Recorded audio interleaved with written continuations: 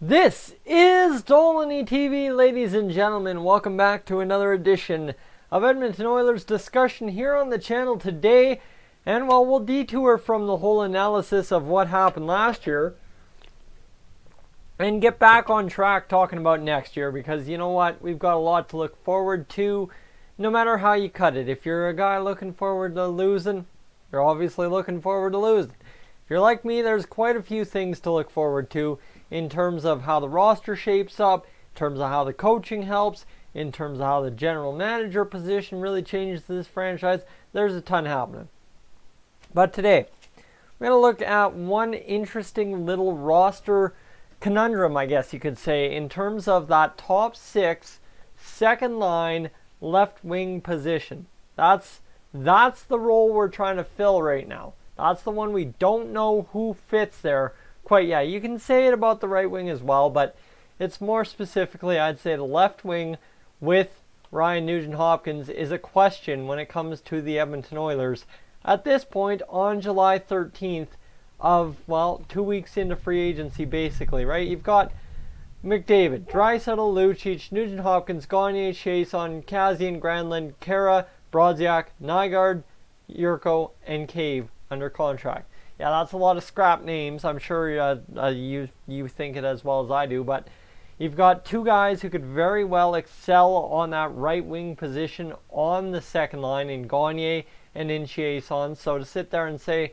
that's not as well covered as the left wing would be out to lunch. So that leaves me to wonder, what can the Oilers do to cover that left wing position? Obviously, yes, our big thing here is sign a free agent, trade for somebody, get it going. That's not what we have to do. That's not necessarily the case, because for once the Oilers have actually, kind of due to injuries, but also due to correct development, have a kid in the, AHL who put up astronomical numbers for a rookie, if you might add, as well as, you know what, he's 21, he's...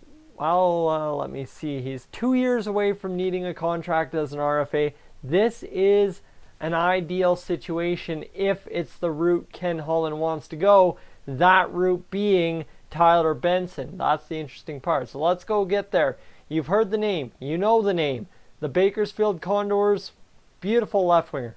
Guy's absolutely insane. You've seen what he did all last year in Bakersfield. Absolutely wrecked it up with a lot of the young talent. I mean, I think he was playing with Cooper Marody a lot. I don't know, I can't remember. But he played a lot of games in Bakersfield, all 68, had 10 games in the playoffs. So he played 78 games last year, guys, at the pro level. Tyler Benson, who's had many years plagued by injury over the course of his career, played all 68 plus 10 playoff games at the pro level. So 21 years old, Tyler Benson. 15 goals, 51 assists, 55 points. Now I can talk all fancy-dancy about that, or I can get you a graphic here made up quickly to cover what it is all about Tyler Benson when it comes to the career he had in the WHL as well as the career he's had in Bakersfield to this point. Let me just get there and we'll be good. So Tyler Benson, like I said, good numbers in the AHL. Now, the reason this makes sense, kind of, sort of, is I think I might lose my power, actually. So we'll go switch off the laptop right there, and we'll get going into an image here, and we'll get it going. As you guys can hear the thunder, she's an absolute hell of a storm out there. We saw it as we were cruising back into town. Let's get Tyler Benson's graphic made up, and I'm going to have to size that right there, and bam. Let's get that displayed for you. So that's Tyler Benson. I hope you can read that.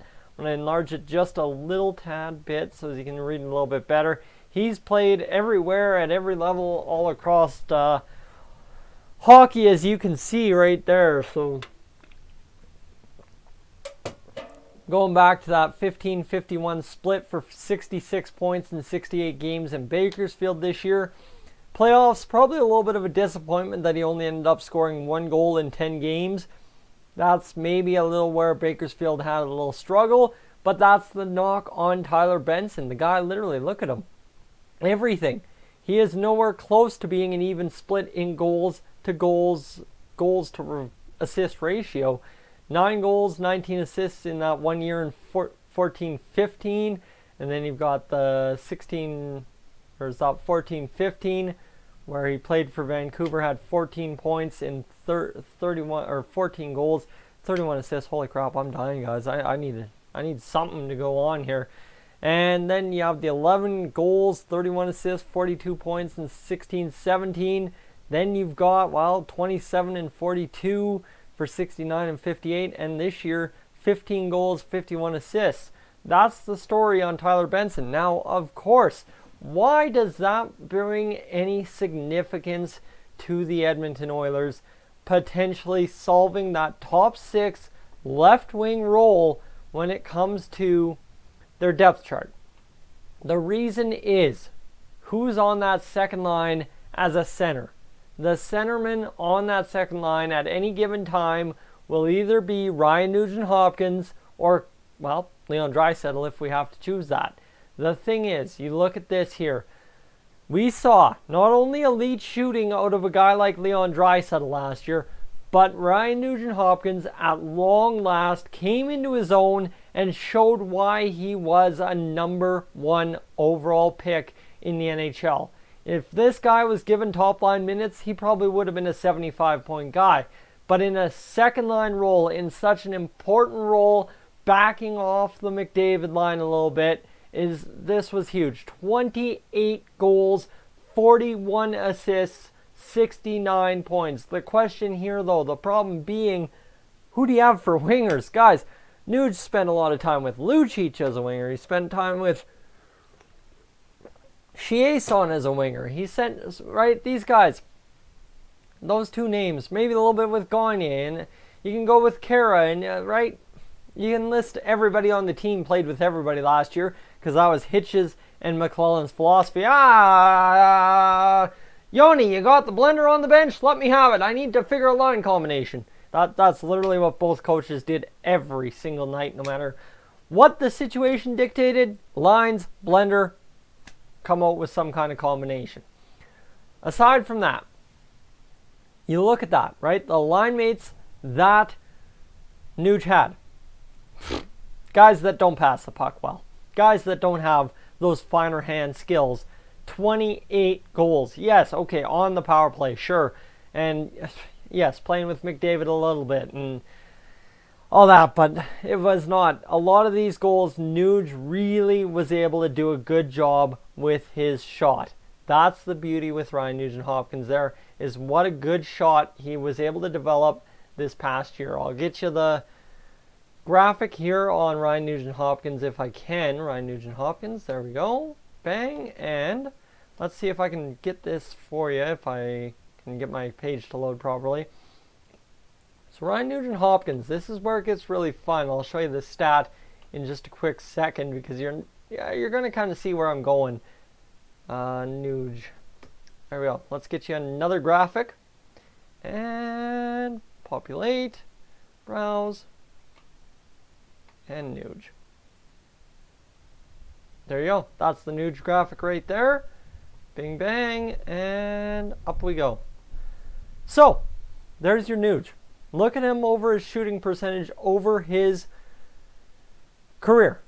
13.4, 5.1, 10.7, 12.7, 11.1, 9.0, 15.9, and 13.5.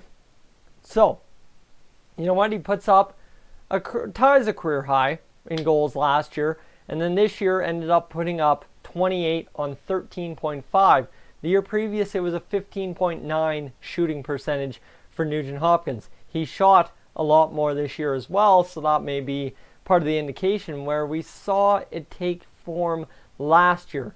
We saw Nuge become a scoring threat in 17-18, but really in 18-19 as a lone wolf on the ice kind of deal, it emerged. So now back to my point, on a guy like Tyler Benson, who in his first year pro in the AHL, make of it what you will, it's the AHL, puts up 51 assists. Stands to logic, with me anyways, that putting him with Nuge, who's now proven over 2 years that he can finish his shots, would lead to a very deadly second line for the Oilers. Question is, Are you ready to put a 21-year-old in the lineup and expect things to work like they have tried to in the past? Well, you know what, honestly, yes, Puljujarvi wasn't exactly ready at 20 even.